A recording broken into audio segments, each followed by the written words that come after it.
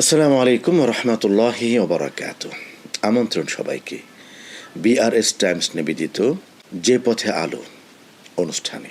এই অনুষ্ঠানটিতে প্রতিদিন আমরা রমাদানুল কারিমের নানা গুরুত্বপূর্ণ বিষয় নিয়ে কথা বলি, আপনাদের পাঠানো প্রশ্নের উত্তর দেই কোরআন এবং হাদিসের আলোকে, এবং অনুষ্ঠান জুড়ে আপনাদের সাথে থাকব আপনাদের দ্বীনি ভাই মুফতি গাজী সানাউল্লাহ রহমানী। আজকে একটি প্রশ্ন দিয়ে আমরা আলোচনা শুরু করতে চাই। এক ভাই জানতে চেয়েছেন, 3 শ্রেণীর মানুষের দোয়া প্রত্যাখ্যাত হয়, তারা কারা? এটি আসলে রাসূল করিম সাল্লাল্লাহু আলাইহি ওয়াসাল্লাম আমাদেরকে হাদিসের মধ্যে জানিয়ে গিয়েছেন। 3 শ্রেণীর মানুষ যাদের দোয়া আল্লাহ তাআলা কবুল করেন না, রমাদানেও, লাইলাতুন নিসফি মিন শাবানেও এবং লাইলাতুল কদরেও। দোয়া তো এমন একটি বিষয় যেটা হলো বান্দার সাথে মহান রবের কথোপকথন, বান্দার সাথে তার আল্লাহর কথোপকথন, সৃষ্টির সাথে তার স্রষ্টার যে আলাপন, এর নাম হলো দোয়া, মোনাজাত। মোনাজাতে আমরা আসলে কি বলি? আমরা আমাদের প্রয়োজনের কথা বলি। আমাদের অনুষ্ঠানের নাম হলো যে পথে আলো। আমরা যে পথে আলো সে পথের সন্ধান পাওয়ার চেষ্টা করি আমাদের দোয়ায়, আমাদের আহ্বানে, আমাদের আকুতিতে, আমাদের মিনতিতে, আমাদের মোনাজাতে। কিন্তু এরপরও 3 জন ব্যক্তি এমন আছে যাদের দোয়া আল্লাহ তাআলা কবুল করেন না, এবং রাসূল করিম সাল্লাল্লাহু আলাইহি ওয়াসাল্লাম যাদের ব্যাপারে বলেছেন তারা ধ্বংস হোক। এই বিষয়টা আরেকটু ডিটেলস যদি আমি আপনাদেরকে বলি, একটু বিস্তারিত। একদিন একটু ঘটনা ভিন্ন রকম ঘটলো। সেটা হলো, নবী করিম সাল্লাল্লাহু আলাইহি ওয়াসাল্লাম খুতবা দিতেন, বয়ান করতেন মিম্বরের উপরে দাঁড়িয়ে। দুটো জিনিস, একটা হলো মিম্বর আর একটা হলো মেহরাব।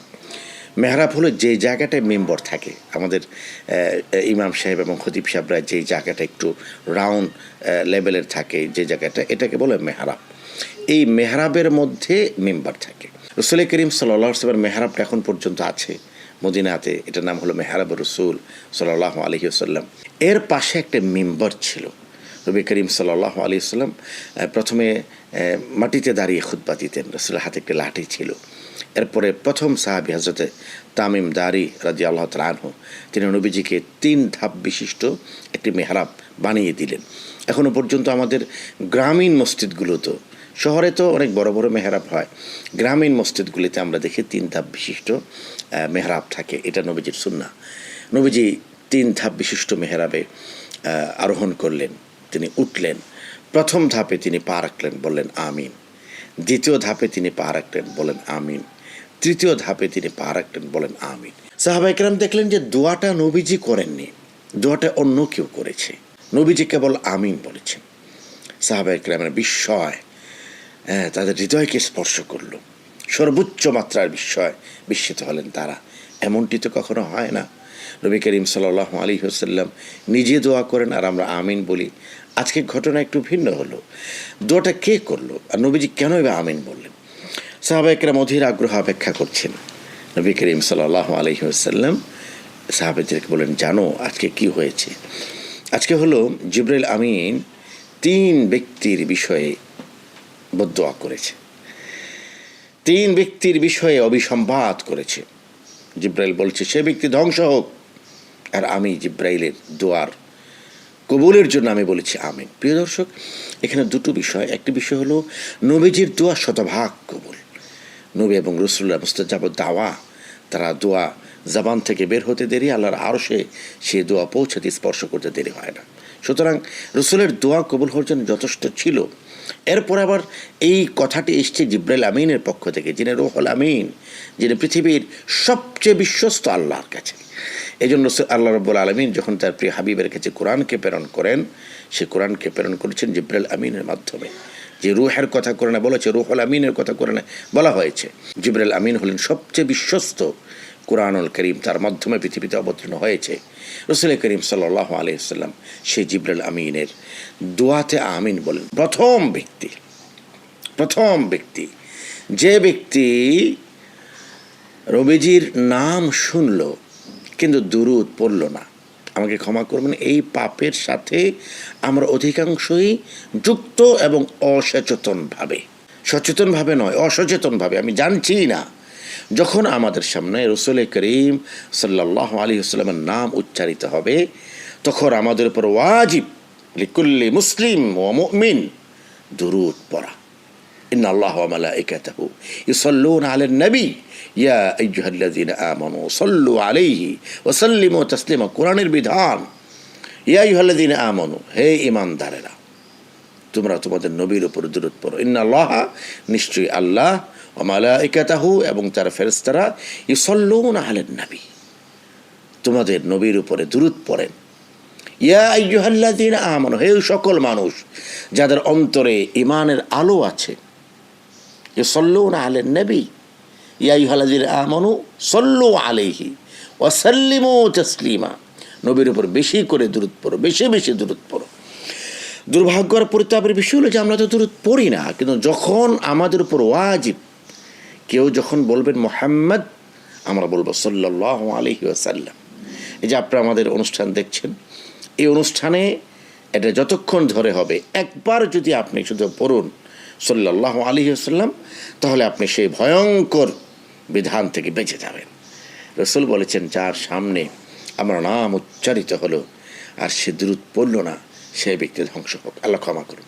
এই জন্য যেখানেই নবীজির নাম উচ্চারিত হবে, আমার জবান যেন আটকে না থাকে জড়তায়, আড়ষ্টতায়, অথবা শয়তানের প্ররোচনায়, অথবা আমার অসচেতনতায় আমি যেন বলে উঠি সাল্লাল্লাহু আলাইহি ওয়াসাল্লাম।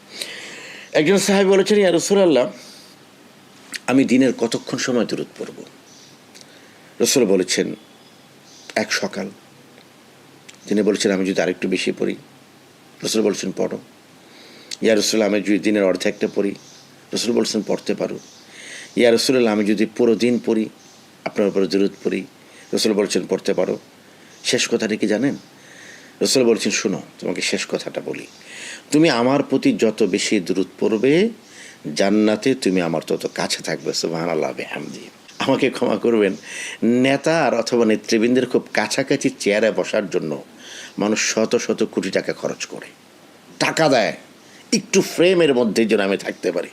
পৃথিবীর সমস্ত মানুষদের মধ্যে যিনি সবচেয়ে সম্মানিত, আল্লাহর পরে গোটা পৃথিবীতে যিনি সবচেয়ে মর্যাদাবান, রাসূল করিম সাল্লাল্লাহু আলাইহি ওয়াসাল্লাম সুসংবাদ দিচ্ছেন, জান্নাতে যদি তুমি আমার কাছাকাছি থাকতে চাও, আমল বলে দিচ্ছি তোমাদেরকে, যত বেশি দূরত্ব তোমরা পড়বে, জান্নাতে আমার তত কাছে থাকবে। সুবহানাল্লাহ বিহামদি। এজন্য রাসূলের নাম উচ্চারিত হলে আর যে দূরত পড়লো না, সে ব্যক্তি ধ্বংস হবে, তার দোয়া প্রত্যাখ্যাত হবে, সব সময় তার দোয়া কবুল হবে না। 2 নাম্বার সবচেয়ে ভয়ঙ্কর যে বিষয়টি রমাদানুল কারীমের সাথে সম্পৃক্ত, রাসূল বললেন, যে ব্যক্তি রমাদান পেল কিন্তু সে আল্লাহর কাছ থেকে গুনাহ ক্ষমা করাইতে পারল না। প্রিয় দর্শক, বাক্যটি আমি আবারও রিপিট করছি, আপনি যেন সহজে ধারণ করতে পারেন। রাসূল বলছেন, যে ব্যক্তি রমাদান পেল কিন্তু সে ব্যক্তি তার গুনাহ ক্ষমা করাইতে পারল না, রাসূল বলেছেন সে ব্যক্তি ধ্বংস হোক, নাউযুবিল্লাহি মিন যালিক। এখন বিষয় হলো, রমজান তো আমরা পেলাম, কিন্তু গুনাহ কি আমরা ক্ষমা করাইতে পারবো? না, গুনাহ তো ক্ষমা করবেন আল্লাহ। রাসূল আরেকটি হাদিস দেখুন, রাসূল বলেছেন, মান লাম ইয়াসআলিল্লাহ ইয়াগদাব আলাইহি, যে ব্যক্তি আল্লাহর কাছে চায় না, আল্লাহ তার প্রতি রাগ করেন। তার মানে হলো, আমরা হাত তুলতে দেরি, আল্লাহ আমাকে ক্ষমা করতে দেরি করবেন না। আমি হাত উঠাতে দেরি, রব্বুল আলামিন আমাকে মাফ করতে দেরি করবেন না।